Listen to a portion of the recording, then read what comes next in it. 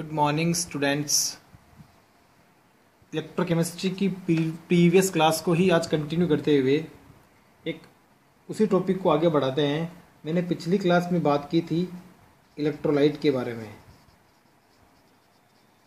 क्या होता है इलेक्ट्रोलाइट, तो थोड़ा सा ब्रीफ रिवाइज कर रहा हूँ। एक तो होता है स्ट्रॉन्ग इलेक्ट्रोलाइट और एक होता है वीक इलेक्ट्रोलाइट। एग्जाम्पल अच्छे से मैंने पिछली क्लास में बताए थे, यदि किसी ने नहीं देखे हों तो एक बार पिछला लेक्चर ज़रूर देख लीजिएगा। आज अपन बात करते हैं इन इलेक्ट्रोलाइट का आयोनाइजेशन किस प्रकार होता है। आयोनाइजेशन या फिर इसी को बोलते हैं आयनीकरण। यानी मैंने पिछली क्लास में आपको बताया था कि जब एक इलेक्ट्रोलाइट में इलेक्ट्रिसिटी का प्रभाव होता है तो वहाँ क्या बनेगा, आयन बनेगा। और ये आयनिक फॉर्म में जो बनेंगे, आयनिक फॉर्म जब होगी किसी भी इलेक्ट्रोलाइट की तभी क्या बनेगा, आयन बनेगा।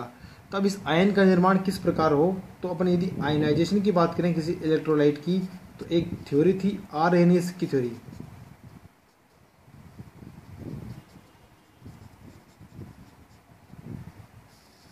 आरहेनियस का सिद्धांत। आरहेनियस ने क्या बताया कि एक इलेक्ट्रोलाइट का आयनाइजेशन किस प्रकार होता है, उसको समझने के लिए एक सिंपल सा एग्जाम्पल लिया। क्या कि जैसे मैंने एक लवण लिया ए बी एक सोल्ट है। इस सोल्ट का जब आयनीकरण होगा तो आयनीकरण के फलस्वरूप एक कन्वर्ट हो जाएगा ए प्लस में और एक आयन बनेगा बी माइनस। तो एक आयन के ऊपर है प्लस चार्ज, इसलिए इसको तो कहते हैं कैटायन, और ए के ऊपर है माइनस चार्ज, इसलिए इसको अपन कहते हैं एनायन। यानी एक सोल्ट के आयनाइजेशन के फलस्वरूप एक तो क्या बनता है, कैटाइन, और एक क्या बनता है, एनाइन। अब अपन ये भी कह सकते हैं कि एक कैटाइन और एक एनाइन जब दोनों आपस में जुड़ेंगे तो वापस क्या बन सकता है, आपका सोल्ट बन सकता है। इस स्टेज को कहा जाता है इक्विलिब्रियम की स्टेज।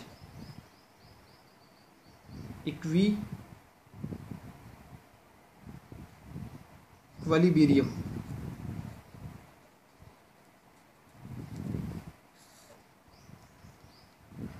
यानी साम्य अवस्था।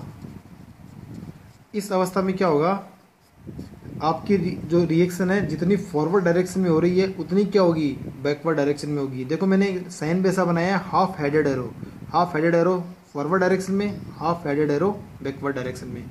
तो इक्विलिब्रियम की स्टेज स्टेब्लिश हो जाती है जिसमें एक तो कैटायन बन जाता है और एक अपने पास क्या जाता है, एनायन बन जाता है। तो आरहेनियस थ्योरी का ये पहला रूल था, पहला कॉन्सेप्ट था। उसके बाद में आरहेनियस ने ये कहा कि जब एक इलेक्ट्रोलाइट का आयनाइजेशन होगा तो उसमें जितने कैटायन हैं यदि उतनी ही मात्रा में एनायन है, यानी कैटायनों की और एनायनों की संख्या यदि बराबर है तो आपका जो विलयन होता है वो कैसा होता है, उदासीन होता है, न्यूट्रल होता है।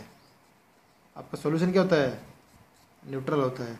यदि कैटायनों की संख्या ज़्यादा हो किसके बजाय, एनायनों की बजाय, तो आपका विलयन कैसा होता है, एसिडिक होता है। और यदि एनायनों की संख्या ज़्यादा हो किसकी बजाय, कैटायन की बजाय, तो आपका विलयन कैसा होता है, आपका विलयन बेसिक होता है। इस आधार पर कैटायन और एनायन की संख्या के आधार पर अपन विलयन की प्रकृति को बता सकते हैं कि विलयन आपका न्यूट्रल होगा, एसिडिक होगा, या फिर कैसा होगा, बेसिक होगा। इसके बाद में आरहेनियस ने यह कहा कि जब एक साम्य अवस्था की स्थिति मिलती है अपने को, जिसे अपन पहली रूल के अंदर अपने समझा था कि जब एक सोल्ट कैटायन और एनायन में कन्वर्ट हुआ था, कैटायन और एनायन वापस किस में कन्वर्ट हुए थे, सोल्ट में कन्वर्ट हुए थे। जो इक्विलिब्रियम की स्टेज थी उसके अंदर एक रूल लगता है जिस रूल का नाम है द्रव्य अनुपाती क्रिया का नियम। द्रव्य अनुपाती क्रिया का नियम, लॉ ऑफ मास एक्शन। ये नियम अपने पूरे इलेक्ट्रोकेमिस्ट्री में काम आएगा, तो इसको थोड़ा ध्यान से समझ लीजिएगा। द्रव्य अनुपाती क्रिया का नियम ये कहता है कि जब साम्य अवस्था में आयनन होता है तो जो आयनन स्थिरांक का मान है, आयनाइजेशन कांस्टेंट का मान है, जैसे मान लीजिए मैंने उसको K से रिप्रेजेंट कर दिया, उस आयनन स्थिरांक का मान क्या होता है, आयनन स्थिरांक का मान जो प्रोडक्ट के रूप में आयन बने हैं उनकी सांद्रता, जैसे A प्लस और B माइनस की सांद्रता। देखिए यहाँ पर जो स्क्वायर ब्रैकेट है इसको सांद्रता, ये रिप्रेजेंट कर रहा है सांद्रता को। तो कैटायन की सांद्रता गुणा एनायन की सांद्रता डिवाइडेड बाई आपका जो रिएक्टेंट है यानी जो सोल्ट है उस सोल्ट की सांद्रता। यदि इन दोनों का आप भागफल निकाल लें तो उसका मान किसके बराबर आ जाएगा, आयनन स्थिरांक के बराबर आ जाएगा। इसी को कहते हैं द्रव्य अनुपाती क्रिया का नियम।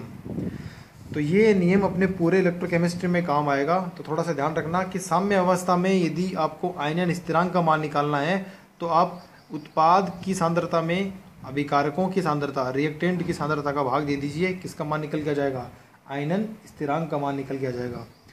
फिर आर्हेनियस ने ये कहा कि यदि इस जो ये सॉल्यूशन होता है, इस सॉल्यूशन के अंदर यदि आप इलेक्ट्रिसिटी प्रोवाइड करवाओ तो इसमें जो धनायन होता है, कैटायन जो होता है, वो कैटायन किसकी तरफ मूव करता है, कैटायन कैथोड की तरफ मूव करता है, और जो एनायन होता है वो किसकी तरफ मूव करता है, वो एनोड की तरफ मूव करता है। इसके अलावा यदि अपने को बताना हो कि इस जो अपना सोल्ट था इसका कितनी मात्रा में आयनाइजेशन हुआ है, जिसे अपन कहते हैं डिग्री ऑफ आयनाइजेशन, ये बहुत ही इंपॉर्टेंट टर्म है, इसको भी थोड़ा समझ लीजिएगा क्योंकि आपके सिलेबस में सीधा एक टॉपिक दिया हुआ है डिग्री ऑफ आयनाइजेशन। आयनन की मात्रा, डिग्री ऑफ आयनाइजेशन को रिप्रेजेंट किया जाता है अल्फा के द्वारा। यदि अल्फा का आपको मान निकालना है तो बहुत ही सिंपल सा कंसेप्ट है। क्या करना है आपको कि जो आपके प्रोडक्ट है जो आयनिक अवस्था में है, यानी आयनिक अवस्था में जो आपका पदार्थ है उसके मोल डिवाइडेड बाई आयनन से पूर्व है, यानी जो आपका ओरिजिनल सोल्ट था उसके मोल, एक तो आयनिक अवस्था में और एक आयनन से पूर्व वाला जो पदार्थ है उसके मोल, दोनों का रेशियो निकाल लीजिए। उस रेशियो का मान किसके बराबर आ जाएगा, डिग्री ऑफ आयनाइजेशन के बराबर आ जाएगा। बहुत ही इंपॉर्टेंट टर्म है, अपने आगे भी काम में आएगा जब अपन ऑस्टवाल्ड डाइल्यूशन लॉ पढ़ेंगे। फिलहाल के लिए इतना ध्यान रखो, डिग्री ऑफ आयनाइजेशन का मान किसके बराबर होता है, आयनन के पश्चात के मोल और आयनन से पूर्व के मोल का जो रेशियो होता है वही क्या होता है, आयनन की मात्रा होती है।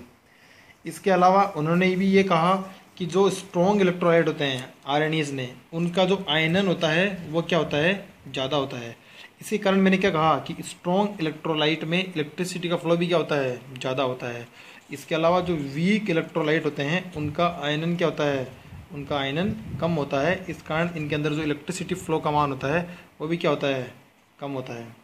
इसके अलावा यदि बात की जाए कि जो अपने इलेक्ट्रोलाइट हैं, जैसे मान लीजिए मैंने ए बी इलेक्ट्रोलाइट लिया है, उसमें यदि आयनन की मात्रा याद करनी हो तो आयनन की मात्रा किस पर डिपेंड करेगी, आयनन की मात्रा आयनों की संख्या पर डिपेंड करती है। ध्यान रखना ये चीज़, आयनों की संख्या पर डिपेंड करती है और आयनों की प्रकृति पर डिपेंड करती है। कैसे कि जो आयनन की मात्रा, आयनों की संख्या यदि ज़्यादा होगी तो आयनन की मात्रा भी क्या होगी, ज़्यादा होगी। यदि स्ट्रॉन्ग इलेक्ट्रोलाइट होगा, प्रकृति नेचर, तो आयनन की मात्रा क्या होगी, ज़्यादा होगी। तो ये कुछ पॉइंट हैं जिनके द्वारा अपन बता सकते हैं कि एक इलेक्ट्रोलाइट का आयनाइजेशन किस प्रकार होगा। ध्यान रखना, यदि एग्जाम में क्वेश्चन आता है तो एग्जाम में क्वेश्चन आएगा डिग्री ऑफ आयनाइजेशन।